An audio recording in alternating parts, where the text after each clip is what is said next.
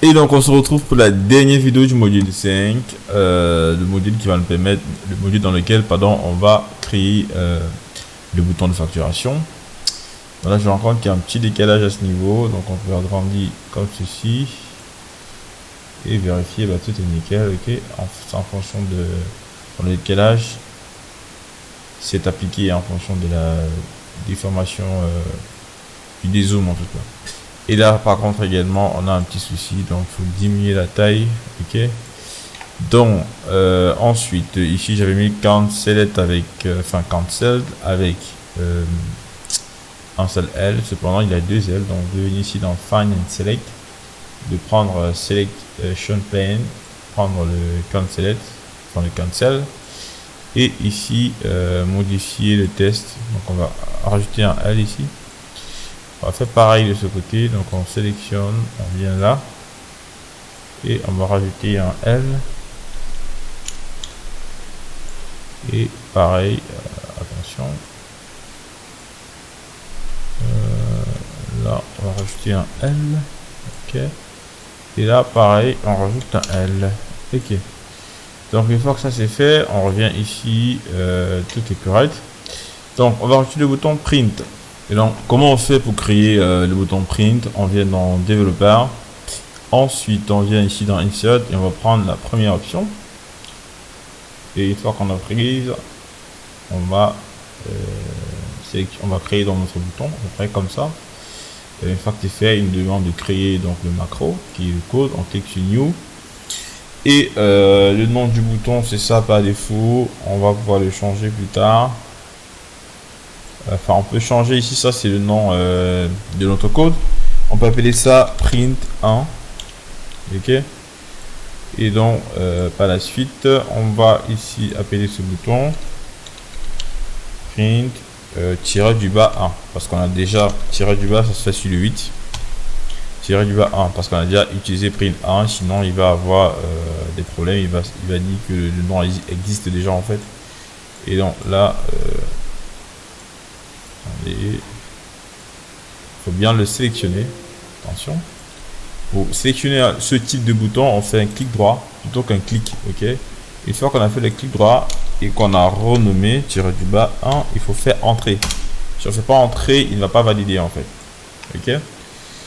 Donc une fois que c'est fait, et bien celui-ci on peut bien vérifier, vous allez vous rendre compte qu'il a bien pris. Alors là il a maintenu le bouton 12 clics qui est bien celui qu'il a créé au départ. Donc ça on va le changer par la suite parce que j'aime pas le bouton 12 clics, on ne sait pas ce que c'est, ok. Donc il faudrait bien renommer pour savoir que c'est le print concret. Là j'ai fermé la page qui était là. Alors comment ça va se passer ici? Dans un premier temps, quand il y a impression, ce que je fais généralement, j'enregistre d'abord ma facture avant d'imprimer, ok. Actuellement notre facture elle n'a pas le bon nom. Il faudrait enregistrer la facture avec toutes les informations concernant l'adresse, concernant le numéro de facture et concernant également le montant total de la facture, ok. Donc on va enlever ça, on avance. On va lever le rabais de 50%, on va mettre un rabais comme 10% par exemple. On va essayer d'enlever les gros prix pour avoir des prix assez raisonnables. Donc là je vais mettre 1 et enfin je vais pas les millions ici, je fais à 1000, donc on va dire à 6 chiffres maxi. Là déjà 7 chiffres ça fait beaucoup. Enfin pour vous montrer l'exemple, donc ce que je vais faire c'est de supprimer certains produits. Donc on peut enlever ça par exemple, voilà. Pour enlever des produits parce que là il n'y a pas de liste non, vous voyez, on va rajouter ça direct. Donc on va dans product ici, donc on va se placer ici et ensuite on va rajouter, ok. Et là maintenant normalement si je viens là, vous voyez il y a l'espace ici. Donc là il y a la possibilité de ne rien mettre comme produit et ici il est un peu perdu. Donc ce qu'on va faire à chaque fois qu'il y a une erreur, c'est de lui dire Donc ici déjà il n'y a pas de prix, donc on va décider de mettre ça à 0 pour voir si ça fonctionne déjà. Encore ça ne fonctionne pas, on va lui dire simplement bah, quand il y a erreur, bah mets-moi 0. Ok, donc pour ça on vient ici, on fait if error. Dans ce cas, point virgule, tu mets 0. Ok, donc on fait pareil ici, on fait if error. Dans ce cas, virgule 0, on ferme la parenthèse. Et donc là c'est bon, on va essayer de remettre la même police. On revient là, tac, et on glisse ici. Ok, donc du coup à chaque fois que je vais mettre ça, alors là c'est bon avec le if, mais ici c'est pas bon. Il faudra que je remette ici if error, dans ce cas 0. Ok, et par contre également si je refresh des product ici, on aura un espacement vide blank. Vous avez vu, blank là en fait il veut dire il n'y a rien, ça passe à 0. Blank là c'est ça en fait. Et donc du coup ce qu'on va faire pour le blank, on va faire un clic droit et dans settings, je sais pas s'il y a la possibilité de masquer ça. Il n'y a pas la possibilité, bah c'est pas grave, enfin ça fait partie des options. Donc mais normalement on devrait avoir seulement les éléments importants. Donc ce qu'on va faire c'est supprimer cette colonne dans un premier temps, venir ici refresh pour qu'on n'ait pas le blank, et maintenant par la suite revenir à le rajouter en fait. Voilà, et on ne refresh plus. Et là, ça va nous permettre de toujours l'avoir ici, ou passer à 0, ou alors sélectionner un autre produit. Donc voilà, et donc du coup, j'aimerais une facture qui ne dépasse pas les 6 chiffres. Donc on va rester sur quelque chose d'assez simple. Alors, par exemple, on a une facture de 900 000. Et donc du coup, comment on fait pour générer le nom de la facture? Donc on va appeler ici field name, deux points, field name, donc on va faire field name et deux points. Donc maintenant on va mettre le field name. Donc ça je vais diminuer la taille légèrement. Field name ici on va dire égal, ok, égal à quoi? Au numéro de facture fois ton numéro de facture avec ton guillemets tiret et tiret. Après le tiret on fait le nom du client. Après le nom du client on fait on met l'espace, donc comme ça. Ensuite après le nom du client, généralement on met l'auteur de la facture. L'auteur de la facture, et bien ça sera celui-ci. Donc moi je vais dans get info et je prends auteur de la facture qui est celui-ci. Ensuite je fais je reviens dans mon bill, dans ma facture pardon. Là j'ai déjà rajouté l'auteur de la facture. Et donc attention, quand on fait ici il faudra enlever d'abord facture, ok, parce que quand j'ai fait j'ai sélectionné facture, il m'a rajouté facture. Donc et après l'auteur de la facture, qu'est-ce que j'aimerais bien? Espace à nouveau et en espace, et après l'auteur de la facture, j'aimerais bien savoir dans quelle ville il a fait, il fait cette facture. Donc on va dire on met le nom, et là on peut mettre for, donc pour dans le for aussi j'aime bien le mettre en majuscule comme ça, for on sélectionne la ville, on va mettre et on rajoute l'espace, for la ville, et ce que je fais généralement ici, je mets at. Pourquoi j'aime bien écrire en anglais? Parce que l'anglais est plus court et j'aimerais bien avoir un nom qui soit le plus court possible.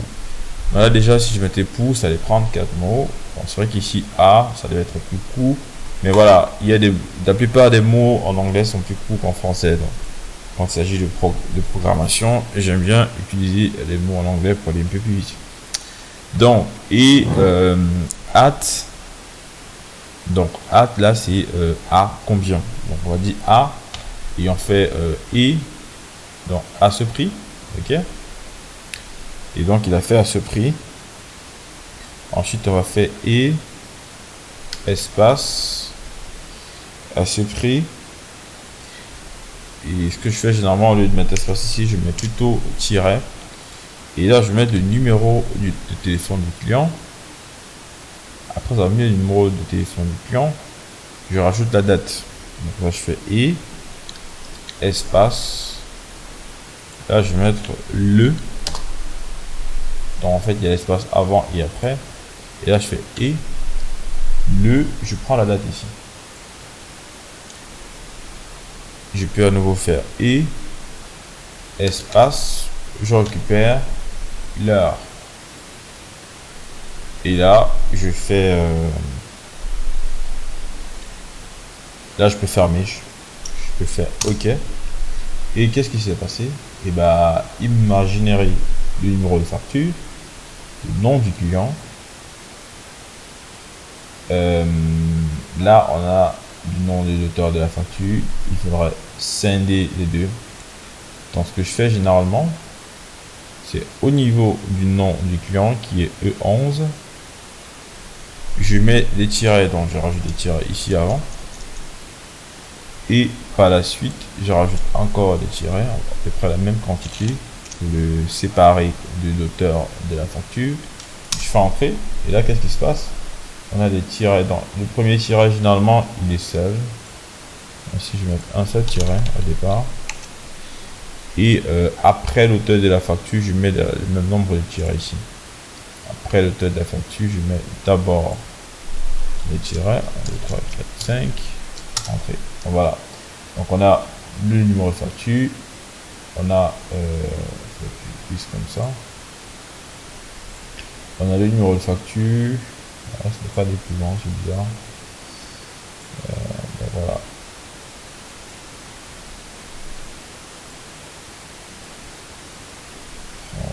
Si je diminue davantage. Donc pourquoi ça va pas plus loin? Parce qu'il n'y a pas d'information de l'autre côté. Bon, si je glisse, j'arrive à aller plus loin. Donc ça va. Donc on va rentrer comme ceci.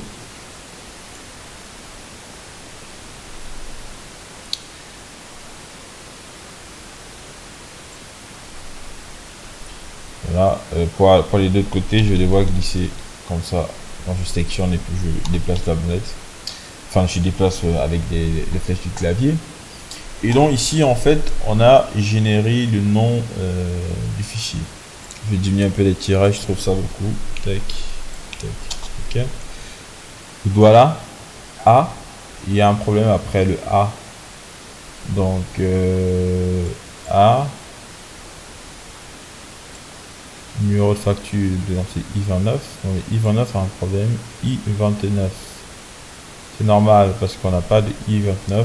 29 c'est ah ok, c'est ça ici, le I29. Ok, donc voilà, le I29 il est sorti 901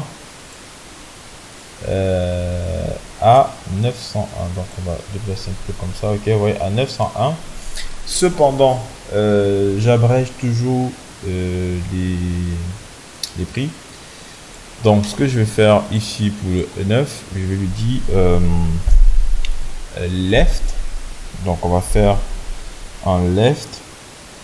Non, on va faire moins ici, moins 1000. C'est pas moins, ça permet d'enlever les zéros. Donc on va plutôt faire diviser et non moins. Ok, donc on prend ce prix et on divise par 1000. Ça permet d'enlever les zéros. Et par la suite, on va lui dire K à ce niveau. Bon, un gros K comme ça, avant d'avoir l'espace. Ça va permettre parce qu'il va nous mettre 901K. Donc là, j'ai tapé entrée en appuyant sur un autre bouton, je crois. J'ai dû faire une erreur. Voilà, j'ai dû faire une erreur. Voilà, ici, j'ai mis 3. On va effacer ça.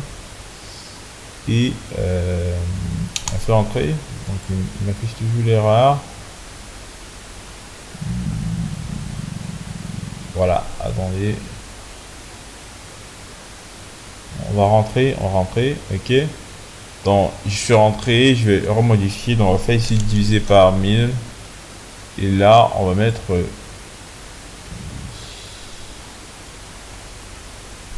attendez, hein, là, c'est plus bizarre. On va faire échappe. Là, je vois ici facture E9 et là, facture I29. Donc, c'est à I29. Et non ici. Attention, voilà. C'est ça le problème, en fait. Je suis venu ici à E9. Autant E9, en fait, c'est le numéro de téléphone. E9, c'est la ville, ok? On ne peut pas diviser la ville par un nombre, c'est impossible. C'est plutôt I29 qui doit être divisé par 1000. Et maintenant, une fois que j'ai divisé par 1000, je rajoute le K, donc pour la valeur abrégée, et je fais espace avant de tirer. Et là, si je fais entrer, normalement, en glissant comme ceci, on va voir à 900 quelque chose de K. 901 K. Et donc, ce que je peux faire, c'est rajouter les tirets ici, 1, 2, 3, 4. Et rajouter après le K, 1, 2, 3, 4. Histoire de l'isoler un peu, en fait. L'isoler pour qu'on puisse bien identifier le prix dans le dossier. Quand il y en aura plusieurs commandes empilées. Le numéro également, généralement, je l'isole. Le numéro, généralement, je l'isole un petit peu. Donc, on va... le numéro, c'est E14. Donc, on va ici également rajouter des tirets. 1, 2, 3, 4. Voilà. Et donc, voilà le nom du fichier qui a été généré. Ici, on a un peu trop d'espacement. On va... je pense que ça provient d'ici. Ouais. Donc, par rapport à cet espace ici, pour enlever, bah, on va utiliser un 30. Un 30, c'est notre test. Hein. Donc, on est ici, on fait le 30. Le 30, en fait, il va s'assurer que les espacements sont corrects, qu'il n'y ait pas trop d'espace, en fait. Et donc, c'est ce qu'il a fait. Il a enlevé l'espace ici. Bon. Il y a... Ah, attention. D'accord. Donc là, en fait, j'ai dû rajouter UI, pourtant ça n'existait pas en fait. J'ai cru que ça c'était UI. En fait, le UI ici n'existe pas. Pas du tout. Parce qu'en fait, T est avec le numéro de téléphone en fait. Donc, du coup, si je voudrais enlever... ça, enlever la fin, eh bien, je vais compter à partir d'ici. Là, on a 1, 2, 3, 4, 5, 6, 7, 8, 9, 10. Et au niveau de la fin, bah, c'est un peu compliqué parce qu'il y a des espaces ici, on ne sait pas combien d'espace on a. Ok. Et donc, il y a une option pour compter. Je vais copier. Quand je fais ici égal à 30. 30 de ça. Et je suis entré.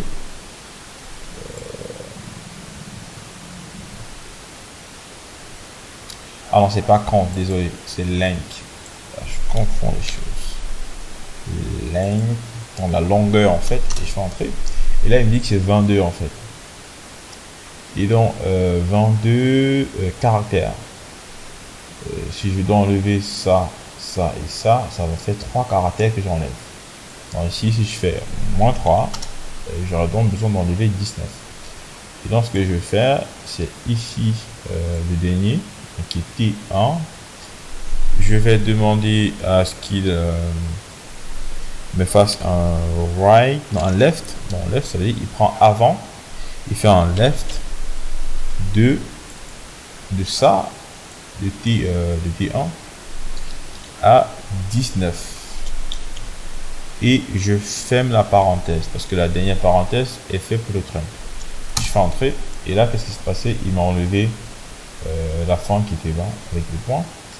Je peux maintenant demander à ce qu'il m'enlève également le point au milieu en faisant un subtitle de notre facture. Donc substitut de facture. Ici, je mets virgule à la fin de T1, je mets virgule. Qu'est-ce que j'aimerais enlever? Guillemets, ce point. Et j'aimerais le remplacer par virgule, 2 guillemets sans rien. Ça veut dire remplacer par du vide. Et donc là, je ferme la parenthèse que j'ai ouverte ici pour substitut. Et donc, la parenthèse rouge, c'est ça ici. Et la dernière parenthèse blanche, c'est ça ici. Et donc, si je fais entrer, tac, il n'y a plus le point. Cependant, il m'a rajouté un 0. Si je viens ici et que je décide que ce 0 là c'est plutôt 3 par exemple, bah, il va me rajouter le 3. Donc il faudrait faire en sorte qu'il n'y ait pas de valeur là-bas. Alors, si je mets espace, il va me rajouter de l'espace. Je n'aimerais pas avoir cet espacement. Alors, si je mets rien, normalement il ne devrait pas le faire. Il ne devrait pas rajouter un 0 au milieu parce que j'ai demandé à ne rien mettre. Peut-être c'est à cause du Trump, on va voir si j'enlève le Trump ici. C'est pareil. Enfin, bref, je pense que vous avez un peu capté.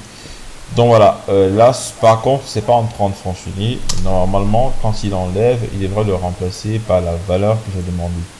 Donc je sais pas d'où vient ce bug, mais je pense qu'on a eu à l'utiliser plusieurs fois et il va fonctionner.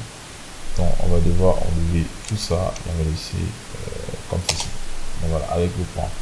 En fait, et je doute que ce point puisse fonctionner surtout au niveau de l'exploitation parce que les fichiers, les noms des fichiers généralement ne comportent pas certains caractères. Donc il y a ce caractère, là, il n'y revient pas. Je vais mettre ça ici plutôt. Il y a ce caractère qu'on ne peut pas utiliser. Je pense qu'il y a également ça qui ne peut pas être utilisé dans deux points parce que ce sont des éléments qui donnent des chemins d'accès à un dossier. Donc du coup, quand on met ça, il va se troubler. Donc au pire, on pourrait le remplacer par... Alors, au pire, donc là je suis rentré à substitut, on pourrait le remplacer par un tiret. C'est beaucoup mieux. Parce que là, il va pas se perdre. Comme là, il y a des tirets, on peut remplacer ça par des tirets. Mais voilà, j'arrive pas à comprendre pourquoi il veut pas mettre le vide. Hein. Normalement, quand je mets le de guillemets, il va mettre le vide au milieu. Ok. Donc, je croyais que c'était la dernière vidéo, mais ça sera pas la dernière parce que j'ai tellement expliqué et j'ai pas envie de complexifier les choses. Et donc, on va enregistrer une vidéo suivante pour vous montrer comment print en utilisant ce nom de fichier. Okay. Le nom de fichier a été généré. Il faudrait maintenant qu'à chaque fois qu'on appuie sur ce bouton, il récupère ce nom de fichier et il enregistre la facture avec ce nom de fichier. Ça veut dire que si on est à une nouvelle facture, ce qui est bien, et qu'à chaque fois qu'on est à une nouvelle facture, eh bien il prend en compte le numéro de facture. Si c'est un homme, il va prendre si c'est une femme, pardon, il va prendre en compte. Un homme, il prendra en compte. Si c'est Junior qui a fait la facture, il va prendre en compte Junior. Si c'est Patrick, il prend en compte. Si la facture c'est une facture de d'IB, les informations vont changer et à chaque fois qu'on va print, il va directement récupérer le nom. Et donc, concernant le montant également, si on est dans les 1 million, il va dire que c'est 1000K. Vous voyez. Et donc, le numéro de téléphone également change. Là, on a 1, 2, voilà. Le numéro de téléphone également va changer en fonction de celui-ci.